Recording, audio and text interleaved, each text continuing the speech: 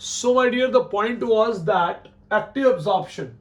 So active absorption, एक बात तो कंफर्म है कि यहाँ पे एक्सपेंडिचर ऑफ एटीपी मॉलिक्यूल तो होने वाला है, माने एक्सपेंडिचर ऑफ एनर्जी तो होने वाला ही है माय डियर, राइट। लेकिन एक्टिव एब्जॉर्प्शन भी जो है वो दो टाइप का होता है, एक होता है ऑस्मोटिक एब्जॉर्प्शन और दूसरा होता है non osmotic absorption. Now active absorption का स्पेशलिटी ये है कि it was being discovered by Atkin and priestly in 1922, and non-osmotic absorption was very first time discovered by Mr. Kramer and Thinman in 1959. So इन लोगों ने क्या किया, इन लोगों ने एक बहुत ही इंपॉर्टेंट पॉइंट प्रपोज किया, that water is absorbed from soil into a xylem of a root according to the osmotic gradient। ये कहते हैं ऐसा कि वाटर जो है वो फ्रॉम सॉइल, ठीक है ना, प्लीज याद रहे मैं क्या बोल रहा हूं, वाटर जो है वो एब्जॉर्ब होगा from soil into the xylem, into the what, into the xylem my dear. लेकिन जब ये होगा तो it will occur because of, या because I mean the point will be osmotic gradient, माने वहां पे ऑस्मोसिस का बहुत ही बड़ा रोल प्ले होने वाला है, ठीक है।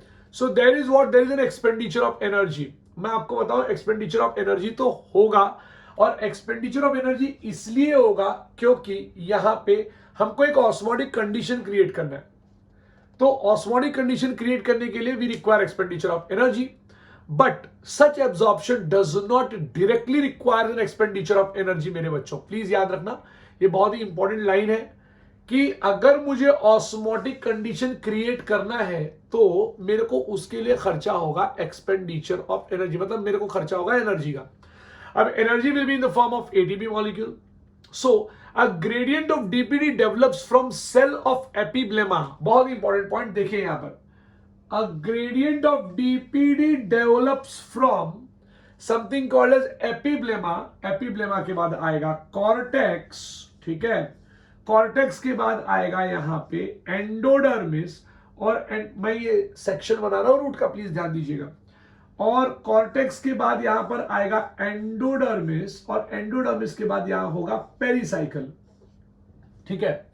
So the point is what कि यहां पे gradient of DPD is developed, ठीक है ना, from cell of epiblema to the pericycle. तो जब ये होगा ना मेरे बच्चों, तो यहां से ना वाटर को जाना होगा, या तो वाटर इस तरीके से प्लाज्मोडेस्माटा को पार करते हुए जाएगा, या तो वाटर जो है वो कुछ इस तरीके से ऐसे along the cell wall and the intercellular spaces के थ्रू भी जा सकता है मेरे बच्चों। So along the cell wall and the intercellular spaces, please याद रखना, ये बहुत ही इंपॉर्टेंट पॉइंट है।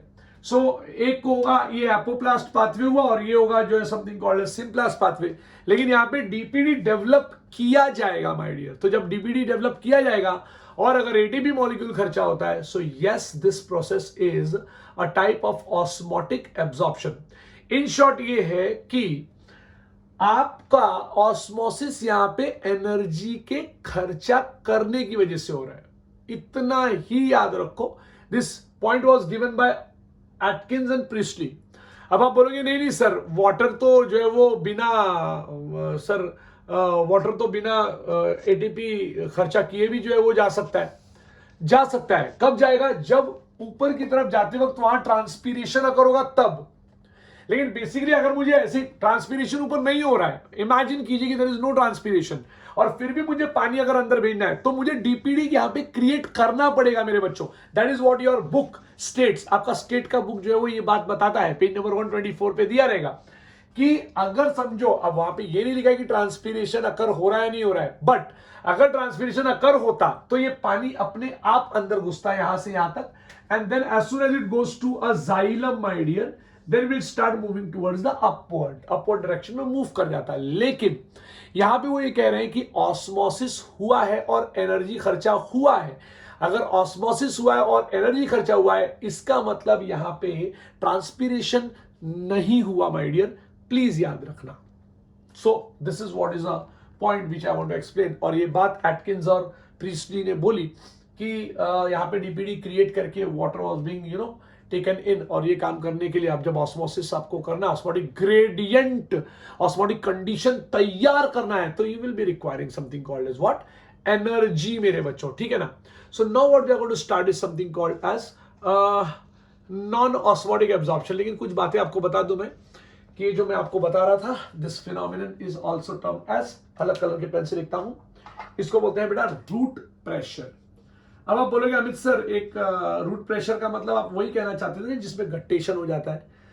आप ये समझ सकते हैं, yes you are very right my dear, यहाँ पे वाटर को अंदर जबरदस्ती लिया गया है और यहाँ पे डीपीडी क्रिएट किया गया है, और बाद में जब ये ऊपर जाएगा तो उसके पत्ते के पास जाएगा, तो you know because of pressure that वो पत्ते में से जो है वो there will be a release of something called as water takes place, and that is what is guttation.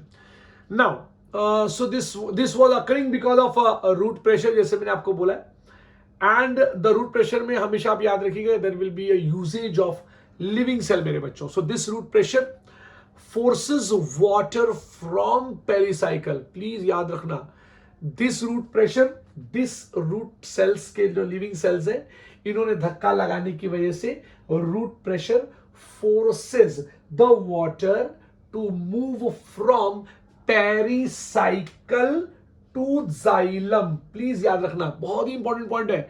This root pressure which was being created by root cells pushes the water from pericycle to something called as xylem मेरे बच्चों, ठीक है. And as soon as it moves like this, यहां तक आ जाता है, then the water moves क्या, then the water moves from something called as to the upward side मेरे बच्चों. तो मैं एक बार हटता हूं, आप इसको बना लीजिए, फिर मैं क्रैमर की बातें भी आपको बता दूंगा.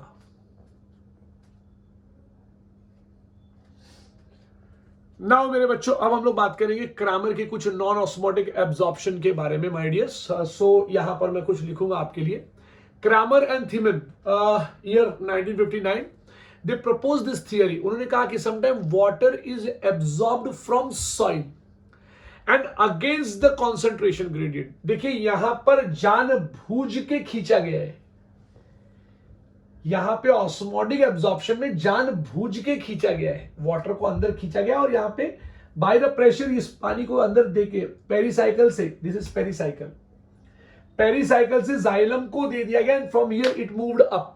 ये जानबूझ के हुआ है, तो यहां पे एडीपी मॉलिक्यूल खर्चा हुआ है. लेकिन थिमन और क्रैमर ये कहते हैं मेरे बच्चों की, इस थियरी के अंदर ये कहते हैं कि water is absorbed from soil against the concentration gradient. माने वाटर सचमुच, प्लीज ध्यान से सुनना, वाटर सचमुच रूट हेयर सेल में पहले से ही बहुत ज्यादा है. माने वाटर पोटेंशियल, प्लीज ध्यान देना, water potential is really high, water potential is really high, और यहां पे प्लांट सेल को प्यास नहीं लगी है, ठीक है. सो यहां पे बहुत ही इंपॉर्टेंट पॉइंट है कि it is here water is absorbed from a soil against concentration gradient. मैं कह दूं यहां पे it is against concentration gradient my dear. बहुत ही इंपॉर्टेंट, बहुत ही उम्दा पॉइंट. यहां पे उल्टा वाटर कम है, अंदर वाटर ज्यादा है, बहुत बार ऐसा होता है, ठीक है ना. Such absorption requires what? Such absorption requires expenditure of energy. कमाल है ना, यहां पर भी एटीपी मॉलिक्यूल खर्चा हो रहा है. अरे भाई खर्चा होगा ही ना दोनों जगह पे भाई, एक्टिव एब्जॉर्प्शन है ना. So such absorption requires expenditure of energy released during respiration. respiration के वक्त ये हुआ था, and it will be used directly my dear. Now ये ऐसा क्यों होता है? अब आप समझ लीजिए कि इसको जानबूझ के वाटर का जो है वो टर्गर प्रेशर इंक्रीज करना, इन सारी चीजों को इंक्रीज करके रखना ताकि वाटर अंदर पड़ा रहे. But this absorption can be affected because of one thing called as oxygen. Oxygen retards water absorption, क्योंकि ऑक्सीजन नहीं रहेगा तो रेस्पिरेशन नहीं होगा, रेस्पिरेशन नहीं होगा तो एटीपी मॉलिक्यूल फॉर्म नहीं होगा, एटीपी मॉलिक्यूल फॉर्म नहीं होगा तो ये वाटर और मिनरल्स को ये लोग अंदर नहीं ले पाएंगे. ये पहला पॉइंट. दूसरा point, low temperature. So low temperature also retards the water Uptake because of decrease in the rate of respiration. ये सेकेंड इंपॉर्टेंट पॉइंट है. तीसरा इंपॉर्टेंट पॉइंट है use of metabolic inhibitors. You know even they also retard the rate of respiration and thus the water uptake will not be occurring. तो मैंने आपको पहले बताया कि भैया यहां पर क्रैमर और थिमन ने ये कहा है कि वाटर अंदर ज्यादा होते हुए भी या मिनरल अंदर ज्यादा होते हुए भी these water and mineral will be taken inside by applying metabolic energy मेरे बच्चों, राइट। सो ये एक छोटी सी बात जो है वो मुझे आपको बतानी थी, तो मैंने आपको बता दिया। अब हम बात करेंगे ट्रांसलोकेशन ऑफ वाटर का। Now what do you mean by the word translocation of water? बहुत ही इंपॉर्टेंट लगता है मुझे ये टॉपिक आपको बताने के लिए कि basically how does water moves from the from the ground to such a huge height। ये एक बहुत इंपॉर्टेंट फैक्ट जो है वो मेरी लाइफ में मुझे लगता है कि ज्यादा इंपॉर्टेंट है, तो ये मैं आपको बताऊंगा। So let's start with the topic called as translocation of water my dear. Okay, तो हम अब बात करेंगे ट्रांसलोकेशन ऑफ वाटर। बच्चे लोग, ये बहुत ही इंपॉर्टेंट टॉपिक है, क्योंकि मैं यहां पर तुमको एक और टॉपिक इसी के साथ पढ़ाने वाला हूं जिसका नाम है एसेंट ऑफ सैप। बता देता हूं, एसेंट का मतलब होता है समथिंग जो है वो नीचे की तरफ से ऊपर की तरफ जाएगा, उसको हम लोग कहते हैं एसेंट। एंड सैप का मतलब होता है वाटर प्लस डिजॉल्व्ड मिनरल। बहुत ही उम्दा बात। So water plus dissolved mineral. Now what happens? The transport of a water with dissolved mineral from root to the other parts of a plant, like stems and leaf, against the gravity, my dear, against the gravity, is called as translocation of I can say a sap or ascent of a sap. So एक बार और कह देता हूं, the transport of water with dissolved minerals, transport of water with dissolved mineral from root to other aerial parts, like what? Like stem, like leaf, and it should be done against the gravity and is called as what? Translocation or ascent of a sap. So translocation of water occurs through what? The lumen of conducting elements. Sir lumen of conducting elements क्या होता है? सबसे पहली बात, conducting elements का नाम होता है xylem एंड फ्लोएम। लेकिन मैं अभी फ्लोएम का नाम नहीं लूंगा, क्योंकि फ्लोएम में जो है वो एसेंट ऑफ सैप से बढ़कर कुछ होता है। एसेंट ऑफ सैप यूनिडायरेक्शनल होता है, which occurs in tracheary elements of a xylem. मेरे बच्चों, ट्रैकिड्स और जाइलम वेसल्स के अंदर अकर होता है। सो जाइलम के अंदर अगर आप देखिए तो there is the presence of a vessel like this. ये ऐसा वेसल्स प्रेजेंट है। तो ये वेसल का ये जो पार्ट आप देख रहे हो ना यहाँ पे मेरे बच्चों, इसको कहते हैं ल्यूमेन। प्लीज याद रखना, कैसे किसी पाइप में होल होता है, ये देखो, ये इसका ल्यूमेन है, ठीक है my dear. So the translocation of water occurs through the lumen of conducting elements of xylem, that is something called as tracheids and vessels मेरे बच्चे। In all basically all the vascular plants अगर आप देखें, एक experiment था, इसको हम लोग कहते हैं ringing experiment. It had proved that xylem is a path of ascent of a sap मेरे बच्चों, ठीक है। सो बहुत सारे मैकेनिज्म्स होते हैं मेरे बच्चे। सो मैकेनिज्म्स क्या क्या है? Translocation of water occurs through the lumen of a conducting element of a xylem, जैसे मैंने आपको बताया मेरे बच्चों, ट्रैकिड्स, वेसल, है ना। So several mechanism and theories have been put forth to explain the mechanism. बहुत सारे थियरीज है, जैसे वाइटल फोर्स थियरी हो गया, रूट प्रेशर थियरी हो गया, pump theory, relay pump theory हो गया, फिर बाद में डिक्शन एंड जॉली का थियरी था, वो यूज हो गया। चलो वाइटल थियरी से शुरू करते हैं। वाइटल थियरी सबसे पहला थियरी जो है वो it is a root pressure theory मेरे बच्चों। ना पहला पॉइंट तो ये कि root pressure theory was given by whom, तो आपको आंसर आना चाहिए कि root pressure theory was given by one and only a great person called as mister J Priestley. देखिए हमारा टॉपिक क्या है मैं आपको बता दूं, it is translocation of water. Point number 1, translocation of water जब कभी मैं कहूंगा तो it is nothing but a transport of a water and a dissolved mineral from root to the dash to the aerial parts of a plant like stem and leaf against the gravity through tracheary elements of a xylem. शब्द सुनिएगा, हर एक point याद रखिएगा। Through tracheary elements of a xylem is termed as what? Is termed as ascent of sap। और मैं आपको वापस कह दे रहा हूं कि ascent of sap हमेशा जो है वो नीचे से ऊपर की तरफ होगा, from downstairs to upstairs होगा। याद रखना। गर्डलिंग एक्सपेरिमेंट जो है वो ये बहुत ही इंपॉर्टेंट एक्सपेरिमेंट था। गर्डलिंग एक्सपेरिमेंट नहीं, sorry, ringing experiment. Ringing experiment जो है वो बहुत इंपॉर्टेंट जो है वो फिनोमिना था, जिससे ये पता चला कि जाइलम के ट्रैकियर एलिमेंट्स, जिसको हम लोग वेसल और ट्रैकिड्स कहते हैं, उनके ल्यूमेन से ये मूव करता है। लेकिन मैंने एक वर्ड यूज किया है, गर्डलिंग एक्सपेरिमेंट। जरा पता लगा के बताना मुझे, what do you mean by girdling experiment. So according to root pressure theory, चलो भाई रूट प्रेशर थियरी लिख देते हैं यहाँ पे सबसे पहले। तो आ गया तुम्हारा रूट प्रेशर थियरी, और ये रूट प्रेशर थियरी में सबसे पहले नाम आएगा मिस्टर जे प्रिस्टली का। ठीक है, सो जे प्रिस्टली यहाँ पे है, बहुत सारे बुक में PRISTLY लिखा हुआ है, बट आप याद रखेंगे। According to this theory, the activity of a living cells of a root is responsible for translocation of water.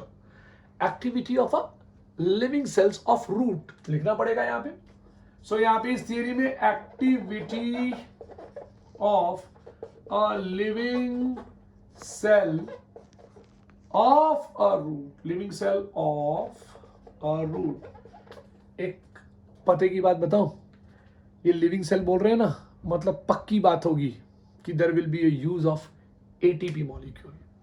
पक्की बात होगी कि यहाँ पे एक्टिव एब्जॉर्प्शन होने वाला है। फिर भी धीरे धीरे देखते हैं। So when a stem of a potted plant is cut few inches above the soil, क्या होगा? आप एक छोटा सा प्यारा सा प्लांट लीजिए, ठीक है, इस छोटे से प्यारे से प्लांट को आप एक काम कीजिए, प्लांट इतना प्यारा सा प्लांट था, ये ऐसा एकदम मस्त है नहीं, आपने क्या कर दिया, आपने इसको कर दिया कट ऐसे। तो जब आप इसको कर देंगे कट इस तरीके से, मान लीजिए आपका लीफ नहीं कट किया मैंने, हटा दिया मैंने, कट कर दिया आपने। जैसे आप कट करेंगे आप देखेंगे कि there will be something which is oozing out, a sap is coming out my dear from here. ये सैप आना लग जाएगा ऐसे। ये सैप जो बाहर की तरफ आ रहा है, इट इज ओजिंग आउट, इस फिनोमिनन को हम ब्लीडिंग कहते हैं। ये सबसे पहली बात आप याद रखना। Something is coming out is bleeding, और इसका एक और नाम होता है एक्सुडेशन। ठीक है, तो विच इज कमिंग आउट और इट इज ओजिंग आउट, तो ये एक्सुडेशन हुआ। And this is a very very good proof of something called as root pressure मेरे बच्चों। So existence of root pressure is seen here. As the water absorption by root is constant and continuous process, absorption of a water by root, भाई please इधर ध्यान देना है भाइयों बहनों, absorption of a water is occurring by root and it is continuous process. A hydrostatic pressure is developed in the living cell of cortex of a root मेरे बच्चे। एक हाइड्रोस्टैटिक प्रेशर डेवलप हो गया, लिखना तो पड़ेगा कि hydrostatic pressure had been developed. बहुत इंपॉर्टेंट पॉइंट। अब ये हाइड्रोस्टैटिक प्रेशर जो डेवलप हुआ ना यहाँ पे, क्योंकि रूट ने पानी भर दिया भाई, तो ये पानी जाएगा ऊपर, राइट, ये वाया ट्रैकियर एलिमेंट्स ऑफ जाइलम, जिसका नाम है वेसल एंड ट्रैकिड, और ये वेसल और ट्रैकिड के अंदर होता है ल्यूमेन। तो ल्यूमेन के थ्रू जा रहा है, आपने कर दिया था इसको कट, जिसकी वजह से होने लग गई ब्लीडिंग और exudation. So this phenomenon is termed as root pressure by a very very big scientist. मैं भी बिग साइंटिस्ट लिखने चला गया। So the phenomenon of root pressure was a term, ये रूट प्रेशर इस शब्द का नाम देने वाले अंकल का नाम था एस हेल्स। मैं आपको बता दूं, ही इज स्टीफन हेल्स मेरे बच्चों, एंड स्टीफन हेल्स इज आज के भी जमाने में ही is termed as father of physiology. So it is due to root pressure, it is due to root pressure, water along with dissolved mineral is not only forced into xylem but is also conducted। माने पानी को सिर्फ यहां पर धक्का ही नहीं मारा गया, इसको कंडक्ट करने के लिए भी कहा गया। ये सबसे बड़ी बात है। Water is not only force to खाली रूट प्रेशर की वजह से पानी को अंदर ही नहीं लाएगा भाई, पानी को ऊपर धक्का भी मारा गया मेरे बच्चों। And it occurred against the gravity. So this phenomenon occurred how? Against the gravity. तो it occurred against the gravity. एक और खास बात, root pressure seems to be largely on osmotic phenomenon and its development is an active process. Means मेरे बच्चों यहां पे ADP molecule use हो रहा है, right? And the value of a root pressure is what you know that it is +1 to +2 bars, +1 to +2 bars. भाई ये pressure है यहां पर। द रूट प्रेशर लिख देता हूं यहां पे कि root pressure is always measured in bars. अरे इतना बार का अगर प्रेशर लग जाए ना मेरे बच्चों, तो आप यकीन नहीं करेंगे 10 से 20 मीटर ऊपर तक वाटर चढ़ सकता है। अपने मम्मी का साड़ी है ना, इट इज ऑफ 6 मीटर। अब आप इमेजिन कीजिए 20 मीटर्स, 20 मीटर ऊपर तक पानी चढ़ सकता है अगर इतना बार्स भी प्रेजेंट है तो। और इतना बार एक छोटा सा प्लांट, आप इमेजिन नहीं कर सकते इतना बड़ा प्लांट ना ये प्रेशर क्रिएट कर सकता है माय डियर, इतना बड़ा plant. And that is the biggest point. हाँ, एक इंपॉर्टेंट फैक्ट बताना चाहूंगा कि the factors like oxygen, moisture, temperature of soil, salt content influences the root pressure मेरे बच्चों, influences the root pressure. Now there were certain objections or limitations of root pressure. लिखूंगा नहीं लेकिन आपको बताना चाहूंगा। पहला पॉइंट कि it is not applicable to a plant taller than 20 meters. यहां प्रॉब्लम आता है, यहां एक कैच है। नारियल का पेड़ 20 मीटर से ऊपर होता है। बड़े बड़े मैंगो के पेड़, एक्चुअली हमारे गांव में तो मैंगो के पेड़ बहुत लंबे लंबे होते हैं, कोई गिर जाए तो उसका हड्डी टूट जाए। They are so huge and big. Ascent, अभी पहला पॉइंट तो आपको समझ में आ गया। पहला ऑब्जेक्शन लग गया कि भाई ये 20 मीटर के ऊपर वाले जो पेड़ हैं उनमें क्या हो रहा है, ये प्रॉब्लम क्रिएट हो जाती है। आगे चलते हैं। Ascent of sap can only occur even in the absence of root system. ये बहुत बड़ी बात है। कैन ओनली अकर नहीं, can also occur. So ascent of sap can also occur even in the absence of root system. भाई root system नहीं रहेगा ना तो भी ascent of sap occur होता है। ये भी एक बहुत बड़ी बात है। Root pressure value is almost nearly zero in taller gymnosperm trees. भाई आप सोचो ना कि इस छोटे से प्लांट में इतना ऊजिंग, इतना ब्लीडिंग, इतना एक्सुडेशन हो रहा है। मतलब अगर कोई बड़ा प्लांट होता और मैं उसको कट करता तब तो ऐसा पूरा फाउंटेन हो जाना चाहिए था, but it does not occur like that. इतने छोटे से प्लांट में इतना ऊजिंग हो रहा है तो बड़ा प्लांट होता तो और ज्यादा ऊजिंग होना चाहिए था, लेकिन हुआ नहीं। और कुछ जिम्नोस्पर्मिक प्लांट होते हैं ना, जैसे पाइनस रॉक्सबर्गाई या फिर ऐसे बड़े बड़े जिम्नोस्पर्मिक प्लांट्स, उनमें तो root pressure is 0। Root pressure is क्या? 0 मेरे बच्चों। रूट प्रेशर इज 0 मेरे बच्चों। समझना है, ये पॉइंट बहुत इंपॉर्टेंट है। अब पॉइंट ये आया कि रूट प्रेशर वैल्यू इज, जैसे मैंने बताया था कि जिम्नोस्पर्म में तो 0 है। In actively transpiring plants no root pressure is developed. Sir मैंने एक नया पॉइंट बोल दिया आपको अभी कि अगर किसी प्लांट में ट्रांसपीरेशन चालू है तो वहां तो रूट प्रेशर आता ही नहीं, वहां तो टेंशन होता है, टेंशन। मैं आपको एक एग्जांपल देता हूं टेंशन और प्रेशर का। इमेजिन कीजिए कि आपने एक पाइप लिया, छोटा सा मोटर लगाया, मोटर, और एक ग्लास में से वो पाइप को रखा और उसमें मोटर लगा दिया बाहर रख के, और प्रेशर से पानी ऊपर जा रहा है ऐसा। अब पाइप थोड़ी लंबी थी, आपने अगर आप उस पाइप को काट देंगे पाइप को, तो पानी उछलेगा ना ऊपर, right? This was pressure which was being applied from down, यहां से ऐसा। अब सेकेंड तरीका है, आप कोका कोला का बॉटल लीजिए and you just suck the Coca Cola.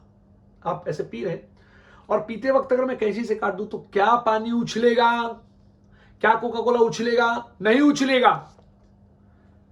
So it will not move up, it will go down. That is something called as you have created tension, और जब नीचे से धक्का लगाओगे तो it is pressure. So actively transpiring plant में जहां पे ऊपर ट्रांसपिरेशन चालू है भैया, वहां पे तो रूट प्रेशर है ही नहीं। Next point, xylem sap under normal condition is under tension and it shows negative hydrostatic pressure and high osmotic pressure। अगर मैं पूरी बात को सम अप करूं तो पता चलता है कि root pressure is not a sole mechanism to explain the ascent of sap मेरे बच्चों इन अ प्लांट। माने एक हाइट पे जाने के बाद यार रूट प्रेशर थियरी ना गड़बड़ा जाती है, रूट प्रेशर थियरी को धक्का लग जाता है। तो रूट प्रेशर थियरी हर जगह एप्लीकेबल नहीं है, 20 मीटर के प्लांट के नीचे अगर रहेगा तो एप्लीकेबल है। आप मुझे कहोगे सर वो ऑब्जेक्शन और लिमिटेशन एक बार और बोल दीजिए ना। बोल देता हूं। पहला point, it is not applicable to the plant which are taller than 20 meter, point number 1।